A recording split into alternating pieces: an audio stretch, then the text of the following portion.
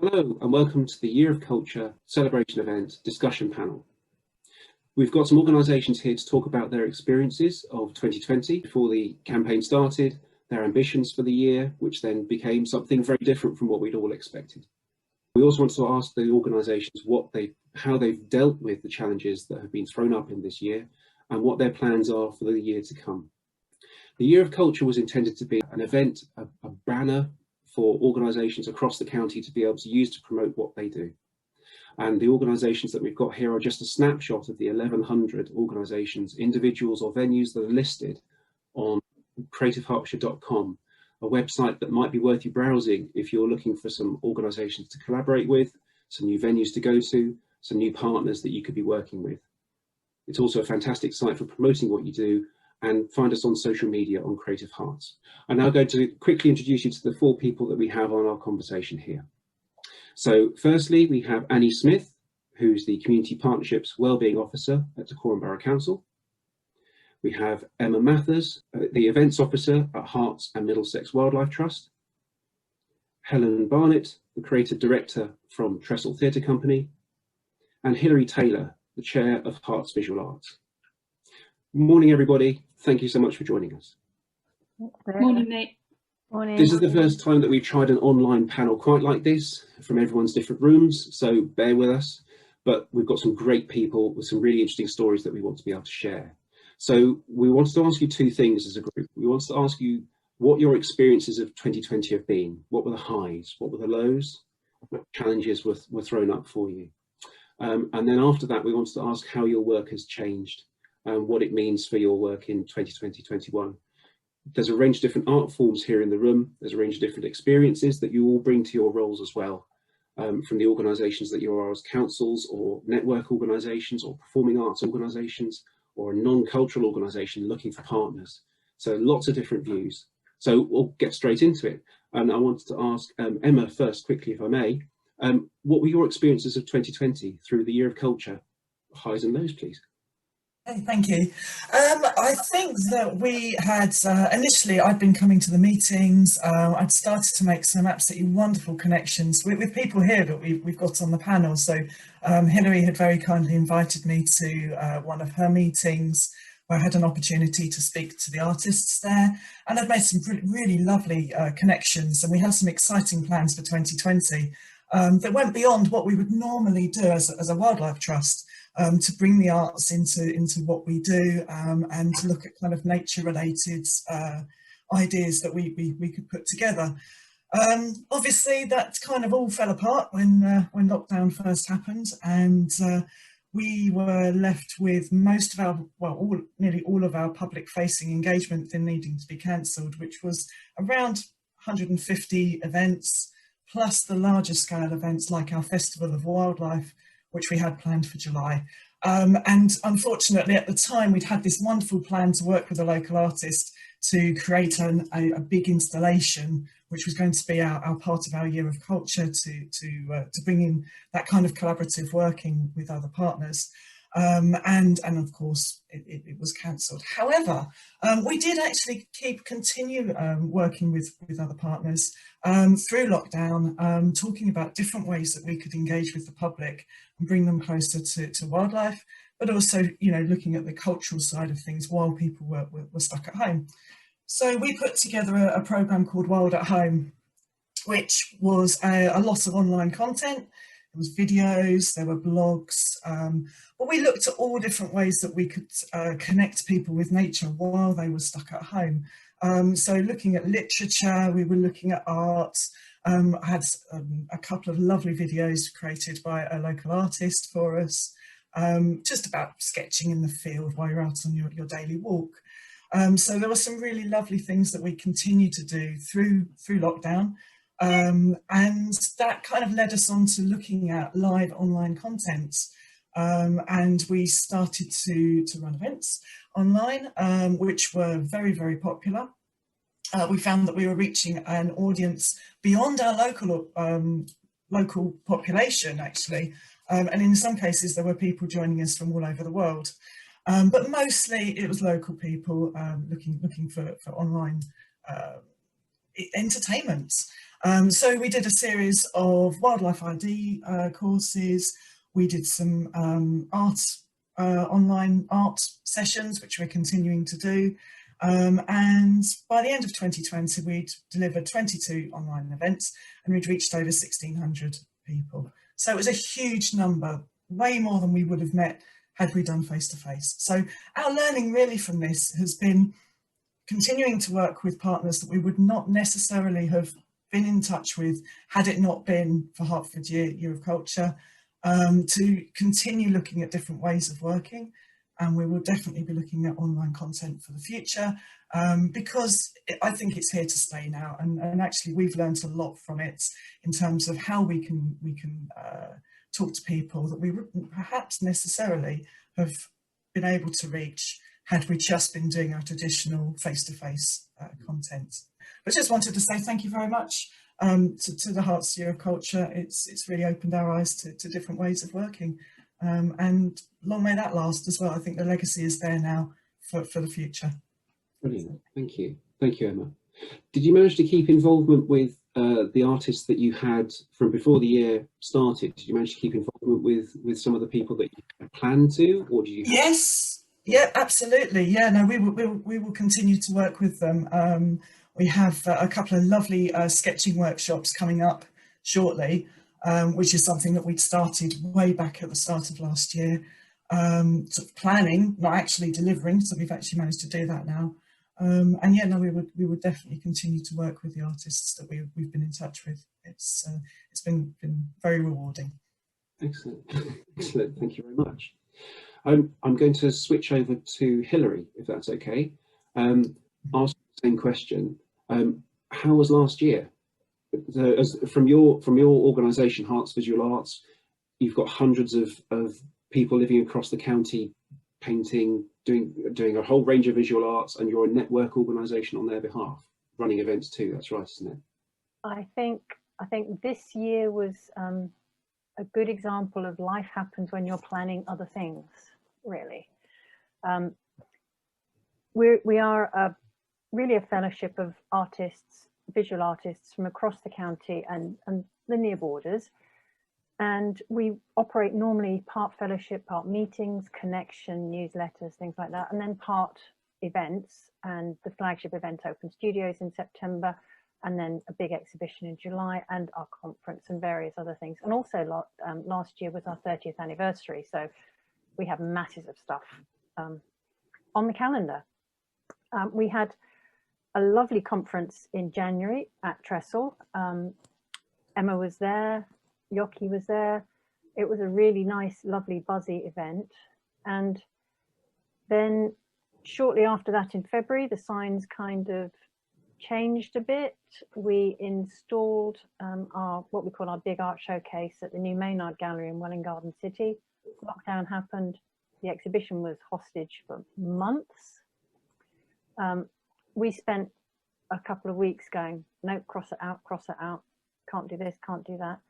But actually, at the time, what we took the view that it was a building opportunity. It was an opportunity for change, because what it did was it accelerated a whole lot of virtual things that we were trying to do and trying to introduce for literally probably for years.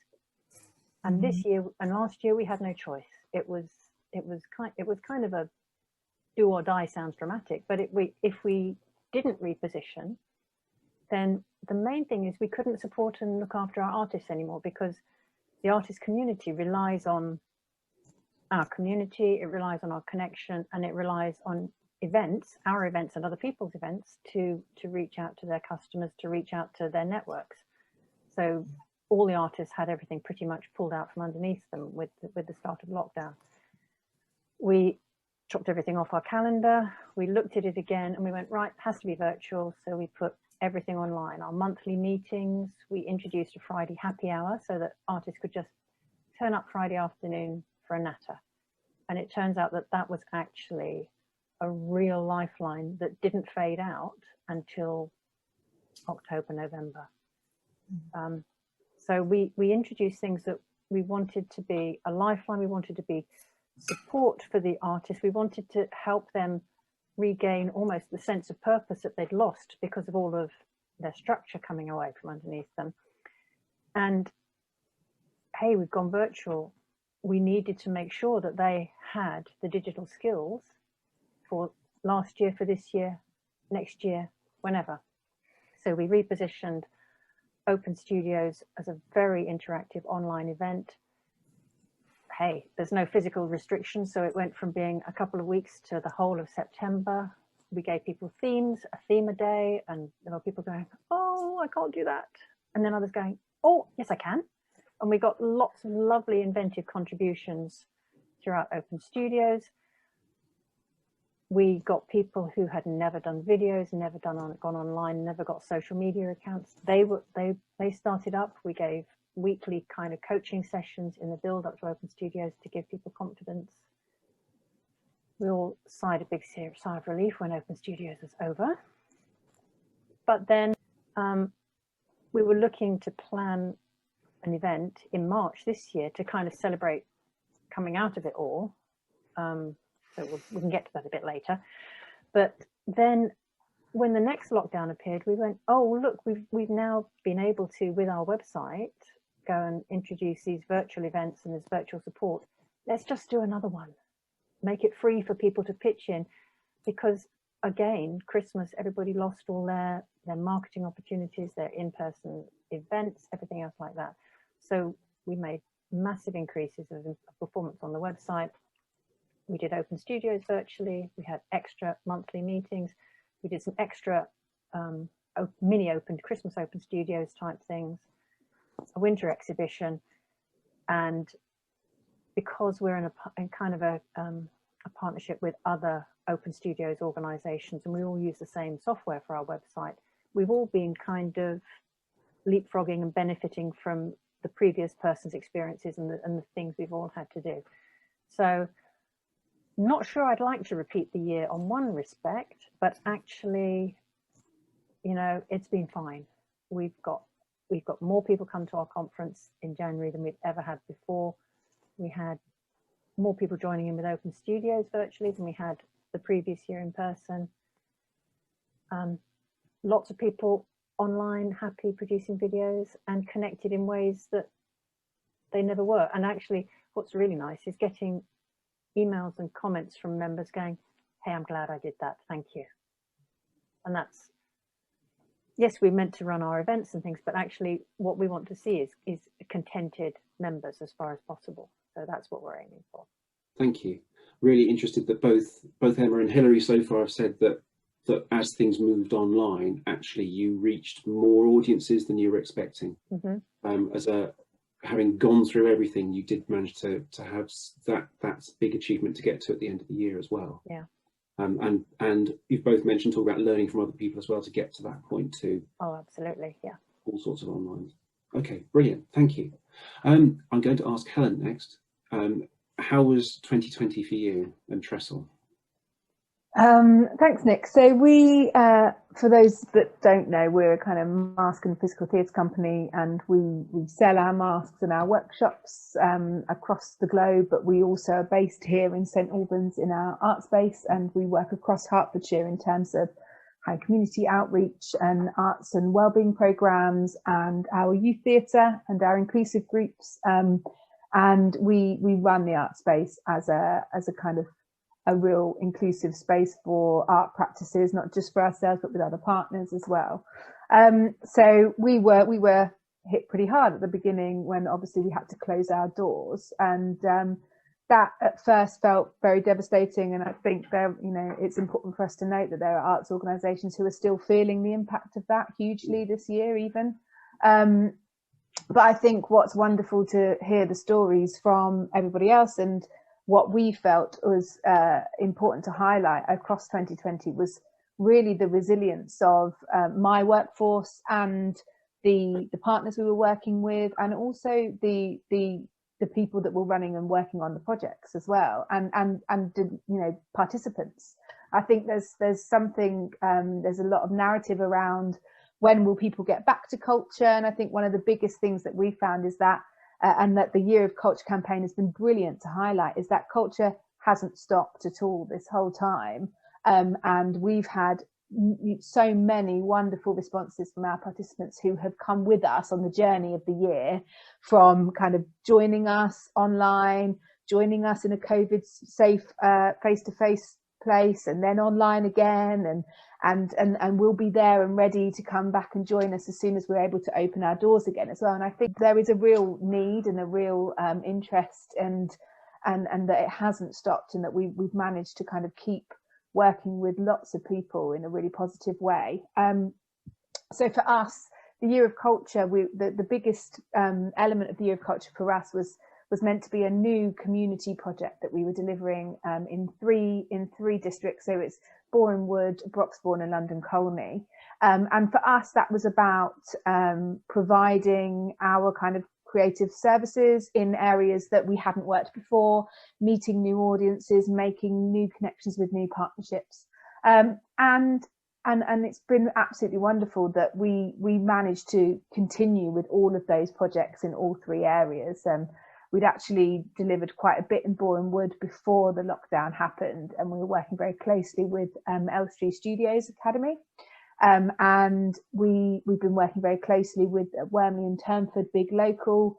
And what was really wonderful there, just talking about the people and the resilience, was that organisation is run by a partnership of local residents, and we were working with them. We were creating what was going to be a storytelling project with a piece of theatre at the end.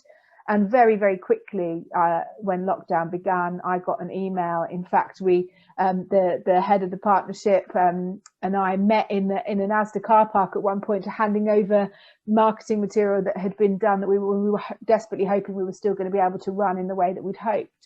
But as that changed, it was so quick and so easy, and everybody was so willing to kind of go, no, how can we do this differently? And actually, the partnership came to us following the Black Lives Matter protests, saying, we want to shift the focus of this now. We want to make this something that celebrates our diverse communities here in Wormley and Turnford, and we want to kind of shift that perspective. So because of all of the restrictions, we were actually able to respond very directly to what the partnership and what the project and the people who we were working with wanted to explore creatively. And I think what we ended up with was a day of filming where we, obviously in a COVID secure environment back in September, we invited members of the community to come in and tell their stories just to camera. And it ended up being a lovely moment of, although the community couldn't be together in person, they could share this space in a film and kind of share those stories. And it ended up really being a snapshot of this moment in time as well, that I think is really important to document, that art and culture is going to be the thing that reflects and documents that for this time in a kind of reflective and positive way, and as well as all of the kind of struggles that we're all having to deal with. And on the same vein, you know, we're currently finishing off our second wellbeing programme for young people as well, that was planned as part of the Year of Culture. And of course, that only became more and more pertinent as the year went on. When you're looking at the statistics of young people and mental health and the impact that the lockdown has had on them. And we've actually moved that online now, and it's been a real celebratory point for those young people to be part of something, coming together on a weekly basis to create something that isn't school and that isn't about the lockdown, and is purely the things that they want to be talking about right now. And I think focusing on youth voice is going to be really important as we move out of this. There's a lot of conversation around you know, adults saying, what are we going to do about the gap, and what are we going to do for young people now? And actually taking some time to go, well, what do you think to young people, I think is going to be really important. And we've really relished that, and can, you know, that will be something that we always work in that way, but that we can then move forward from and start to kind of develop other projects that are going to help the young people kind of bridge that gap themselves that they've had in kind of social interaction, and talk about what they want to talk about. So I think for us, of course, all of the digital learning has been really important. we've had to do that so quickly, but I think it's a real celebration of the resilience of people and those connections. And without the year of culture, I don't think those networks and those partnerships would have been as embedded to enable that to move so quickly. And having something that we were all driving towards and that had been, you know, that we'd all been working together on already was a very positive thing in terms of going, actually, no, we can continue to share this. Whereas I think all of this work would have been happening, but perhaps behind closed doors a little more, and we wouldn't have been able to share it in the way that we did. And, you know, similar to Emma and Hilary, we ran sessions online that have been accessed by teachers in Frankfurt and Budapest, and it's been amazing in terms of what that opportunity has opened up for us. And I hope that we will just continue learning and continue developing that and continue all of the partnerships that we've had together, because I think that's been a real high point for us as well. Brilliant, thank you, Helen. That was really interesting where you're talking about, I think also for Hilary and Emma as well, you've been talking about how you knew what you were trying to achieve in that year and things changed, but then actually your ability to adapt, the people that you're working with, yourselves and others who are really passionate about something, who had put lots of extra time in to make something happen, was then matched with people in the local area saying, actually, we know culture is really important. We know there's something here that people need, if it's distraction or if it's entertainment or if it's something more. And as you say, sort of rightly about young people and everyone's been struggling in all sorts of different ways this year, but the wellbeing needs for young people at the moment are substantial. So it was really interesting how you were just describing that across a local area, because people knew, with the help of a year of culture conversation beforehand, they knew that culture was of interest and of relevance. So actually with that, I'll hand over to Annie. So from a representative of a borough council in Hertfordshire, where you've got an overview of an area and you had all sorts of different plans for what culture might look like in 2020, from what the others have just said, I'm really interested to see what your perspectives have been on 2020 as a local authority and a facilitator, more so than necessarily someone who's offering services directly. Definitely. In terms of Herts Year of Culture, it's been a very positive experience in spite of the pandemic. We've still been able to roll out a programme of activities over the year, work in partnership, not only across the borough, but also across the county.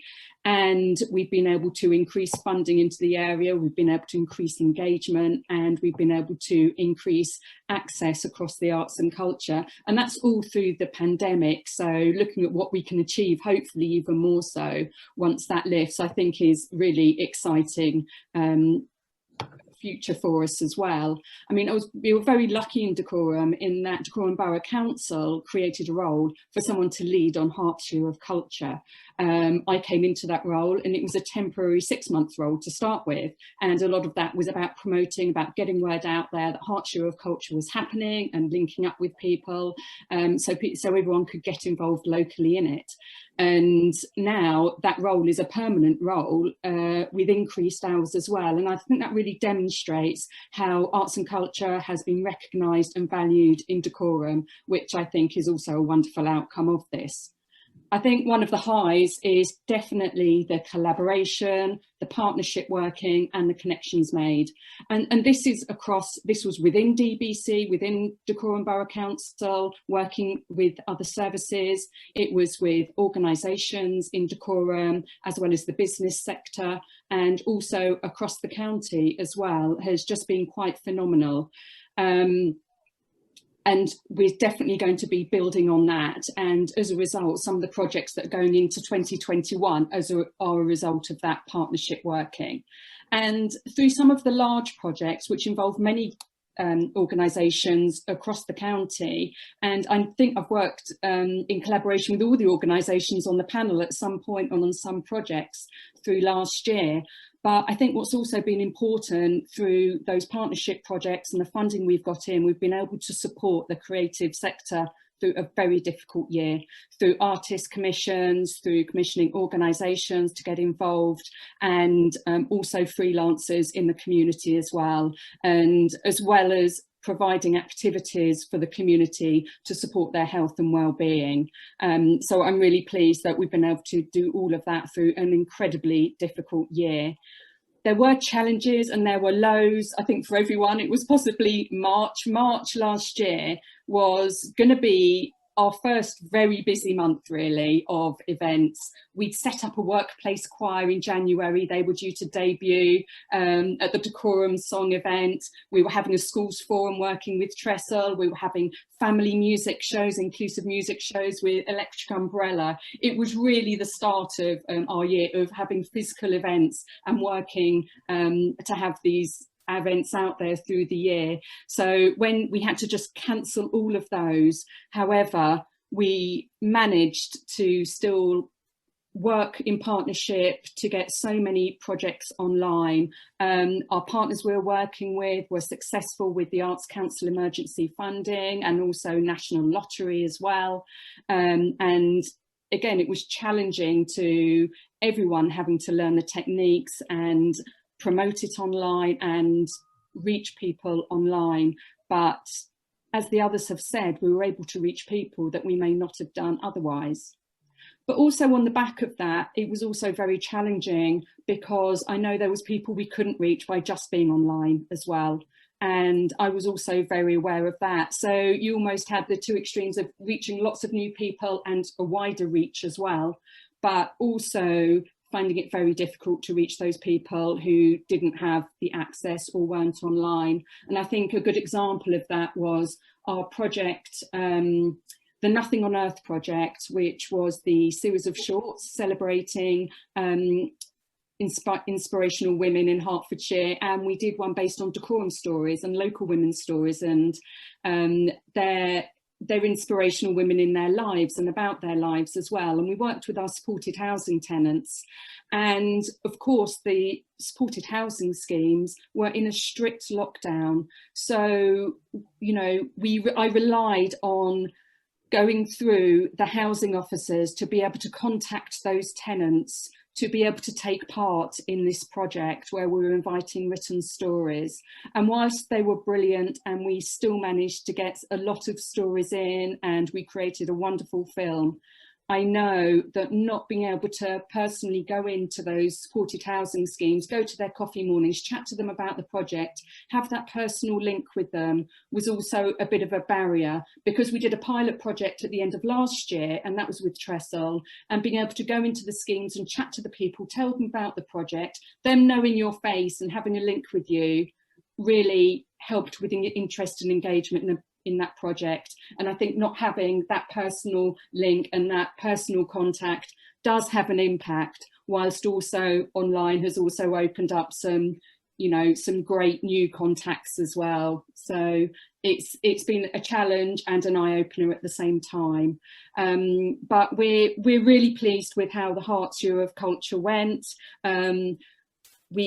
Dacorum put on their own online activities, again in partnership as well. So that was a whole new learning for us as well. And going forward, like many, I think we're looking at a hybrid approach of having some online activities and also being able to hopefully run some physical events and activities as well in the future. Thank you, Annie. That last point was the point I was just going to mention to all of you. With the stage that we're at after a number of lockdowns now, but with some challenges that people have been able to get over by getting more activities online, but still a massive desire for, and as you've said, a thirst for culture and a need for culture in Hertfordshire. We want to be able to get back to face-to-face as soon as we can in all of this. I wanted to see if anyone had any thoughts on this next stage of a balance of online as more face-to-face goes ahead. I think you've all said that you're expecting more online to need to continue anyway. But I just wasn't sure if you had any observations about the balance now of online and face-to-face, how more people can get involved in it. I'll just make one observation really quickly. I work for Hertfordshire Music Service, and my role is with supporting vulnerable young people to access music making opportunities around the county. Normally that's been in school, or that's been our music centres, or with other partners.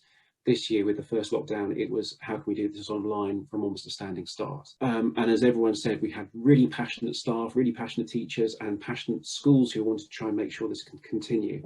What I found most interesting is where I didn't think online lessons would work, they've been actually really successful.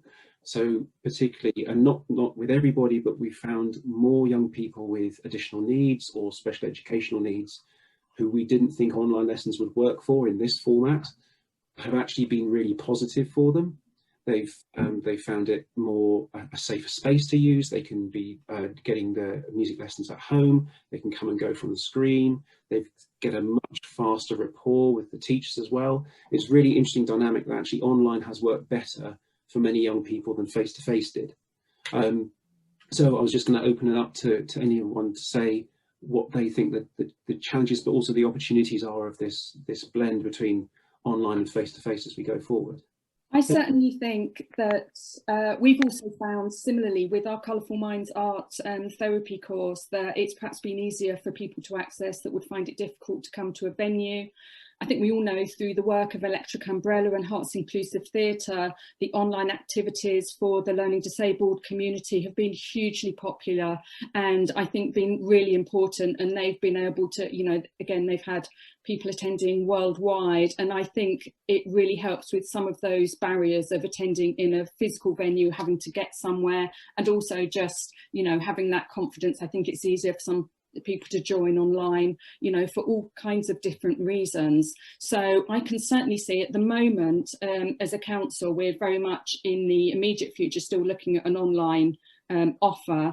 And I think, like everyone, we're kind of waiting to see how things open up to how that can work with having physical activities alongside as well at the moment. I think it's difficult for us to plan that at the moment, as it is probably for everyone else, until we know exactly what that is looking like. But it's certainly something we hope to do, you know, that may be come the autumn time, but certainly the provision for online will remain, I think. I was thinking, we've got a number of events which are normally, if we think about art events for the public, then they normally have been face-to-face. Obviously, that's not happening so far. We've got an event in March where it was planned to be, oh, we've emerged from a year of lockdown, let's have a lovely face-to-face event, which is now over the past 3 weeks being pulled back into completely virtual. We've still got our programme for all the other face-to-face events, our Living Crafts showcase at Hatfield, our big art fair in July, open studios in September.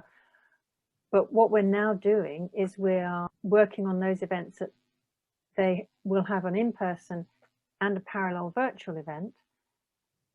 And depending on how the world is when we get there, that balance may or may not change. But also what was very clear over the past year is there are some members and members of the public who want to experience our art where online just doesn't work. It's not for them.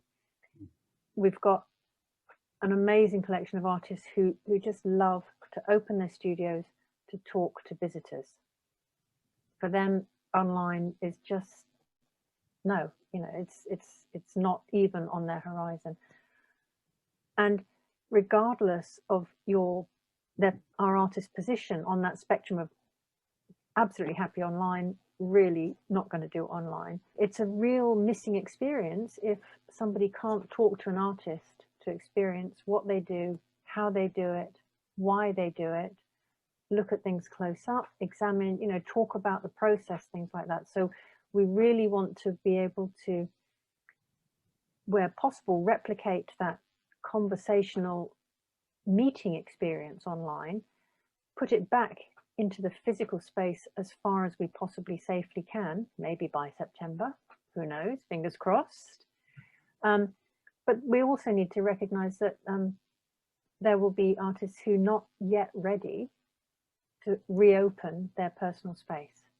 But what we're doing is taking heart from some of the other open studios organisations that we kind of work with.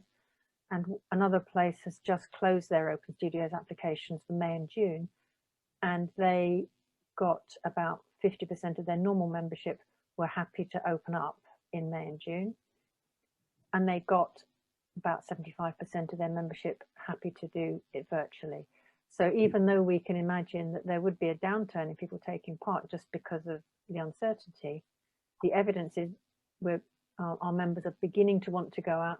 And also we know from customers, they actually just want to talk to us face to face.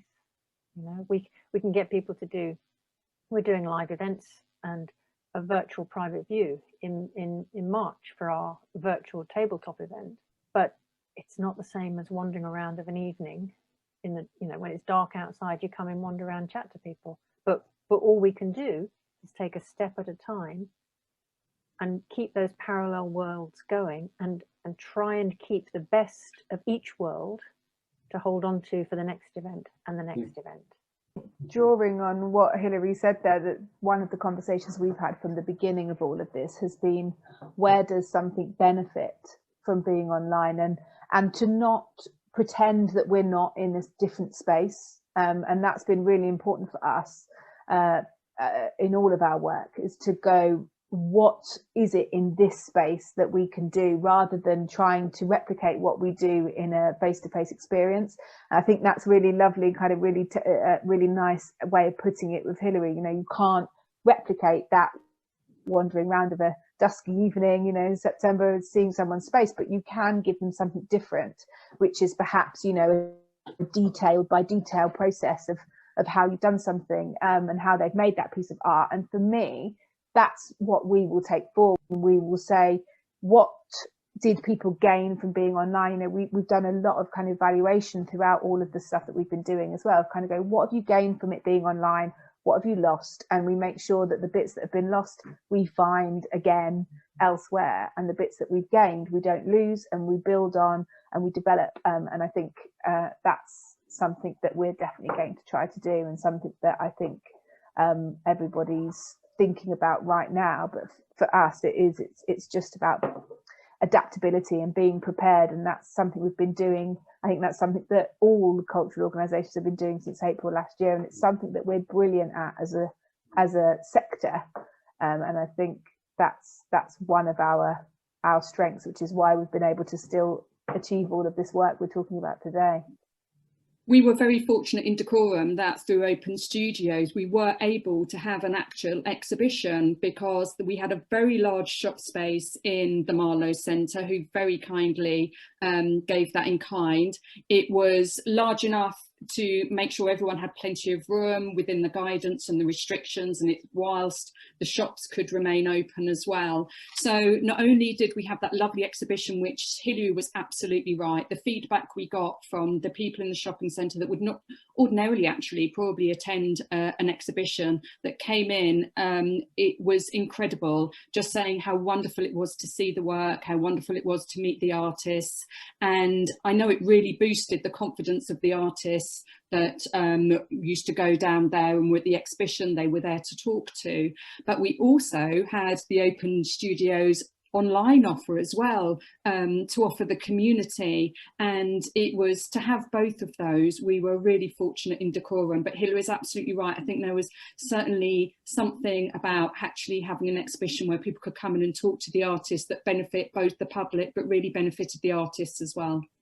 Yeah, and just to say thank you, because that was the only safe way that we could have to operate Open Studios last year was pop-ups. And we had a pop-up for 3 weeks, different sets of artists in Harpenden.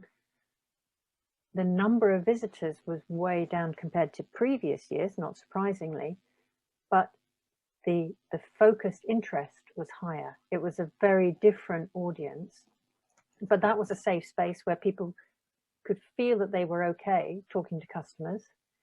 Customers could feel they were okay coming in to talk to us. And that experience of the artist kind of being let out and being safe to go and talk to their audience, and the audience being able to see it, to meet us, it was invaluable. So there was a very small number of events that we managed that people could spontaneously do by themselves, the pop-ups, an exhibition, a joint exhibition somewhere in the north of Hertfordshire.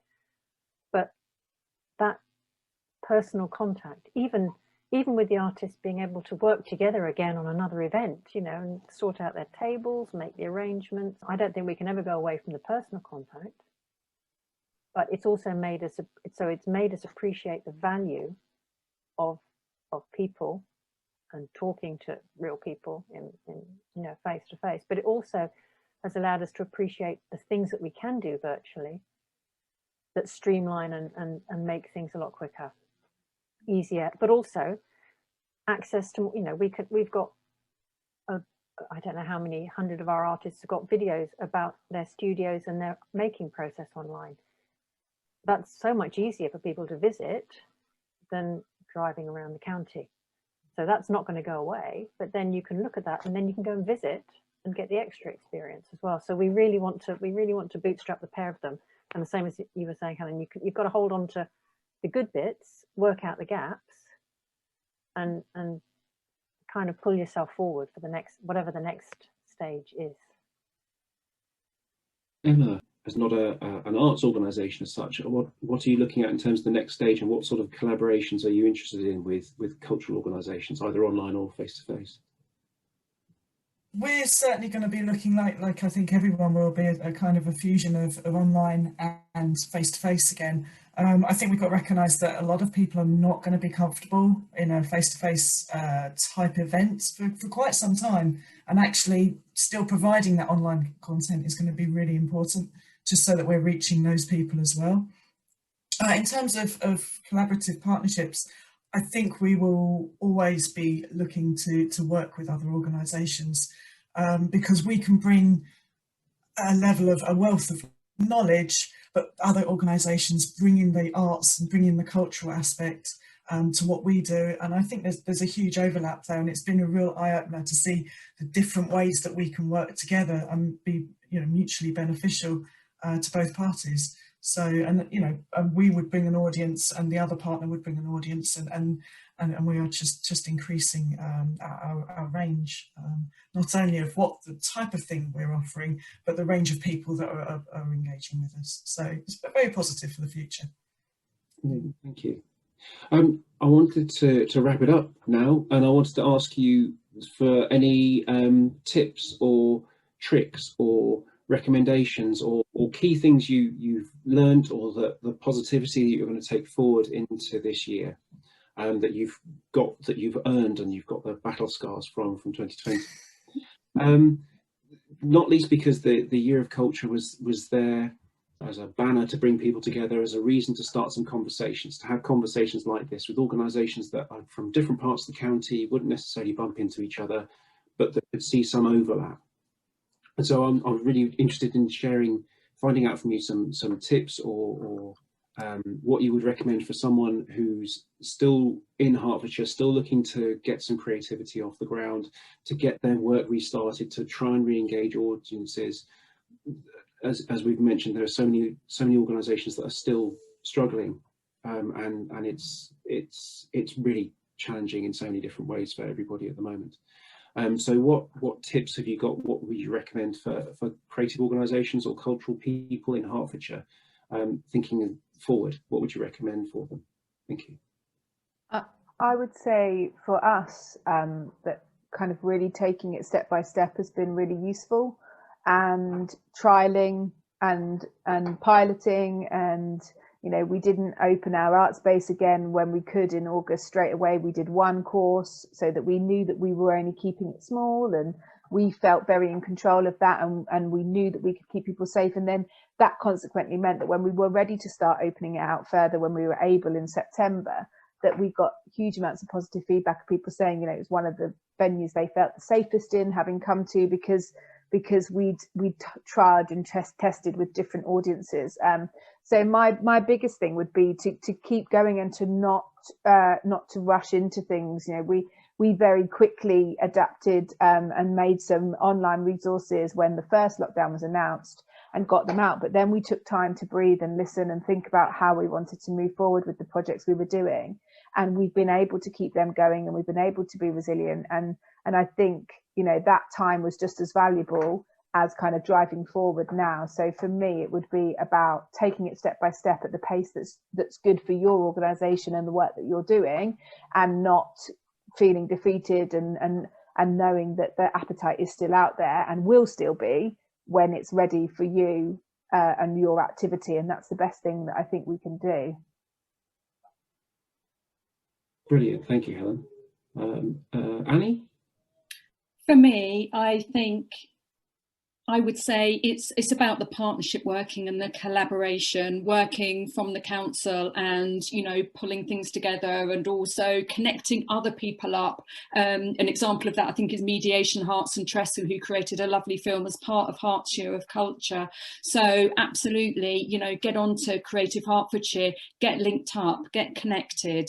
I think the partnership working is something we really want to take forward. And certainly from a Dacorum perspective, I'm really keen as well on finding out from the creative and cultural sector what kind of support they need as well after this year to enable them to get connected up to, that might be support with funding, it might be support with creating projects, what practical support we can actually provide for the cultural and creative sector. So that's something I kind of be very keen to hear about, certainly in the Dacorum area, as well as very keen to make sure that we continue the collaboration, the partnership working, and that hopefully the We Are Creative Hertfordshire can continue that work and expand through the Creative Herts website as well, and stay connected. I would just say stay connected.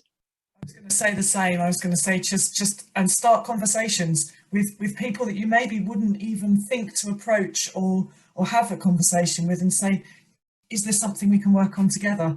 Because, you know, putting two different organisations together, you come up with some really exciting plans. So definitely keep you know, use the We Are Hertfordshire, Creative Hertfordshire website as a place to discover new people and new organisations.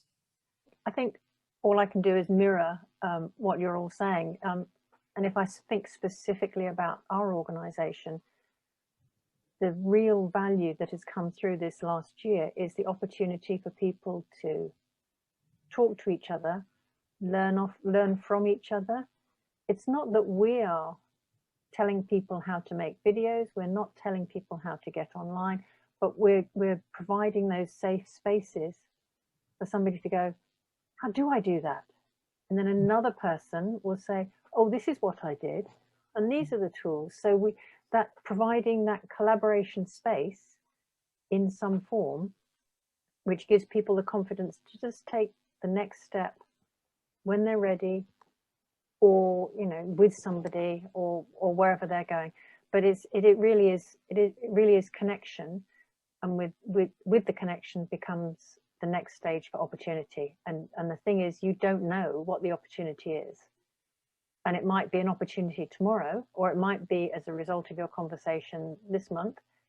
It could be something that pops up in 6 months or a year's time. You really don't know. But connection, talking about it, places to share the arts and culture, and actually our art is almost, in a way, what gets us through it. Because whether you're a professional fancy artist or somebody who does things at home privately, it's a safe space.